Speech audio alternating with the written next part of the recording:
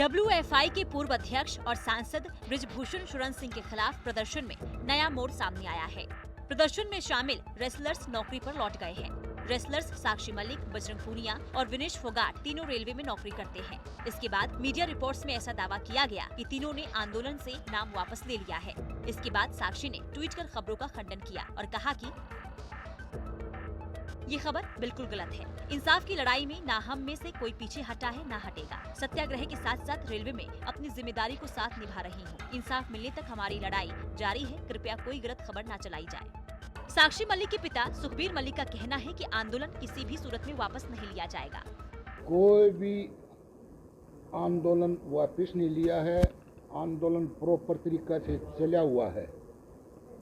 ये एक दो दिन जैसे मुडलाना में यूपी में कुरुक्षेत्र में जो पंचायत हुई है, इसमें मुडलाना पंचायत में बजरंग पूनिया पहुंचा है। उसने एक ही रिक्वेस्ट करी है सब खापरदानों से, ये आंदोलन है, इसको एक हम बड़ा आंदोलन बनाएं और सब जितने भी हमारे किसान नेता हैं, जितने भी कोई बड़े बड़े आंदोलनकारी हैं, उनको ये आग्रह किया है हम एक कॉल देंगे 1 या 2 दिन के भीतर। उसके बाद में ये जितने प्रधान है सभी इकट्ठे होंगे। उसके बाद में जो फैसला लिया जाएगा वो बहुत बड़ा फैसला लिया जाएगा। दूसरी ओर बजरंग पूनिया ने भी ट्वीट कर लिखा है कि आंदोलन वापस लेने की खबरें कोरी अफवाह है। ये खबरें हमें नुकसान पहुंचाने के लिए चलाई जा रही है। हम न पीछे हटे हैं और न ही हमने आंदोलन वापस लिया है। महिला पहलवानों की FIR उठाने की खबर भी झूठी है।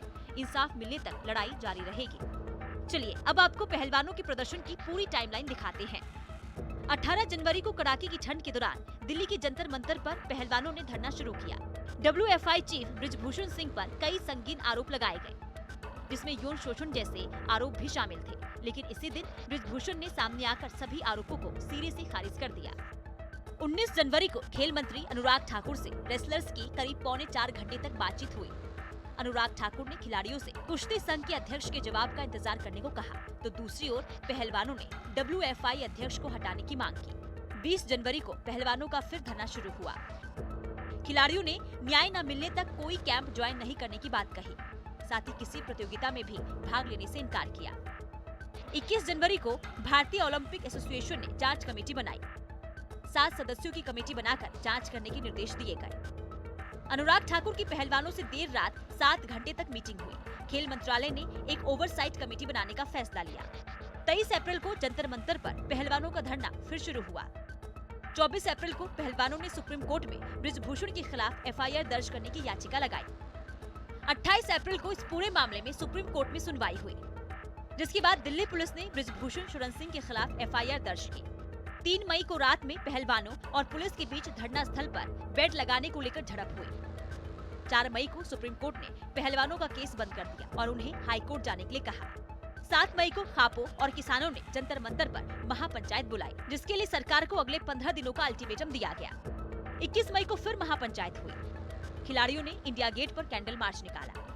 28 मई को पहलवानों ने नए संसद भवन के सामने महापंचायत के लिए जाने की कोशिश की, लेकिन पुलिस ने उन्हें हिरासत में ले लिया। 30 मई को पहलवान हरिद्वार में हर की पौड़ी में मेडल बहाने गए, जहां किसान नेता नरेश टिकैत के मनाने पर पहलवान रुक गए। 2 जून को कुरुक्षेत्र में महापंचायत हुई और सरकार को 9 जून तक बृजभूषण को गिरफ्तार करने के लिए अल्टीमेटम दिया गया। 3 जून को खिलाड़ियों ने केंद्रीय गृह मंत्री अमित शाह से मुलाकात की। 4 जून को सोनीपत में सर्व समाज पंचायत हुई। रेसलर बजरंग पूनिया ने कोई भी फैसला लेने से रोक दिया। 5 जून को नाबालिग पहलवान ने बृजभूषण पर लगाए आरोप वापस लिए।